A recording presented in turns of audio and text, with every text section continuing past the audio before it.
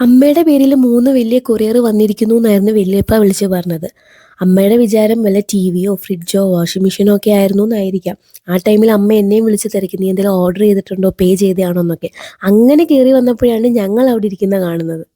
അമ്മയുടെ ഫേസിൽ ഒരു റിയാക്ഷൻ ഇല്ലായിരുന്നെങ്കിലും പപ്പായെ വിളിച്ച് കാണിക്കുന്നുണ്ട് അവര് വന്നൂന്ന്. അപ്പോഴാണ് പപ്പ ഞങ്ങളെ കാണുന്നതും. ഇവരൊരു ലോങ് റൈഡിന് ശേഷം വരുന്നത് കൊണ്ട് തന്നെ രണ്ടുപേരുടെയും കിളി പോയിരിക്കുവായിരുന്നെന്ന് തോന്നുന്നു. എന്താന്നോ ആരാന്നോ ഒന്നും അവർക്ക് മനസ്സിലാകാത്ത ഒരു റിയാക്ഷനായിരുന്നു.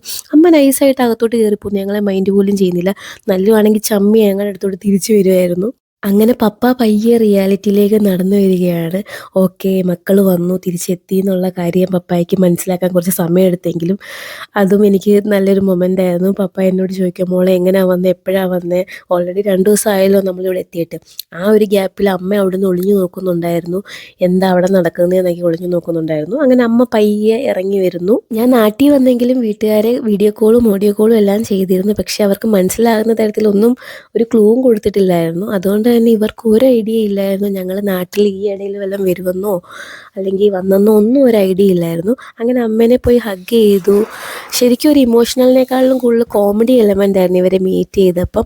അമ്മ ശരിക്കും അതൊരു കോമഡിയാക്കി മാറ്റി. ആദ്യത്തെ കലിപ്പാണെങ്കിലും പെട്ടെന്ന് നമ്മ കൂളായി ഒന്ന് സെറ്റായി. എന്തായിരിക്കുമല്ലേ നമ്മുടെ പേരൻസിൻ്റെയൊക്കെ മൈൻഡിൽ നമ്മളിങ്ങനെ പെട്ടെന്ന് കാണുമ്പോൾ ഉള്ള അവരുടെ മനസ്സിൽ ആദ്യം വരുന്ന കാര്യം എന്തായിരിക്കും അല്ലേ? അമ്മ കുട്ടൂനെ വഴക്ക് പറയുവാ, പറയാതെ വന്നല്ലോ എന്നൊക്കെ പറഞ്ഞ് വഴക്ക് പറയുമായിരുന്നു ആ ഒരു സീൻ. അങ്ങനെ നല്ലൂനെ എടുത്ത് അമ്മ കുറേ നേരം ഇങ്ങനെ ഇരിക്കുകയായിരുന്നു.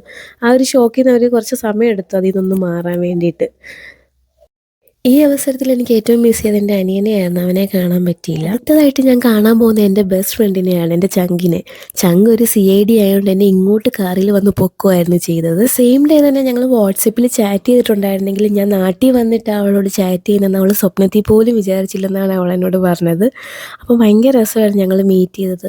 ഡെയിലി മിണ്ടുന്ന ആൾക്കാരാണെങ്കിലും നേരിട്ട് കണ്ടപ്പോൾ ഞങ്ങൾക്ക് അങ്ങോട്ടും ഇങ്ങോട്ടും ഇഷ്ടം പോലെ ചളികൾ പറയാനുണ്ടായിരുന്നു. അടുത്തതായിട്ട് ഞങ്ങൾ കാണാൻ പോയത് ദൃശ്യേനെയാണ്. ദൃശ്യയ്ക്ക് ഓൾറെഡി ഞാൻ വന്ന കാര്യം അറിയായിരുന്നു. ഞാൻ വന്നു കഴിഞ്ഞിട്ട് അവളെ വിളിക്കുകയും സംസാരിക്കുകയൊക്കെ ചെയ്തായിരുന്നു. അതുകൊണ്ട് അവൾക്കൊരു ഭയങ്കര സർപ്രൈസ് ഒന്നും അല്ലായിരുന്നെങ്കിലും കണ്ടപ്പോൾ ഭയങ്കര സന്തോഷമായിരുന്നു. ഒരുപാട് നാളിന് ശേഷമാണ് ഞാൻ എല്ലാവരെയും കാണുന്നത്. അങ്ങനെ നല്ല കുറേ നിമിഷങ്ങളായിരുന്നു. അധികം ദിവസം സർപ്രൈസ് അങ്ങനെ നീട്ടിക്കൊണ്ട് പോകാൻ പറ്റാഞ്ഞുകൊണ്ട് ബാക്കി ഫാമിലി മെമ്പേഴ്സ് എല്ലാം ഞങ്ങൾ വന്ന കാര്യം അറിഞ്ഞു. അങ്ങനെ എല്ലാവരെയും ഞാൻ മീറ്റ് ചെയ്തു. അപ്പോൾ ഇതൊക്കെയായിരുന്നു ഞാൻ നാട്ടിൽ വന്നിട്ടുള്ള എൻ്റെ വിശേഷങ്ങൾ. അപ്പോൾ ബൈ.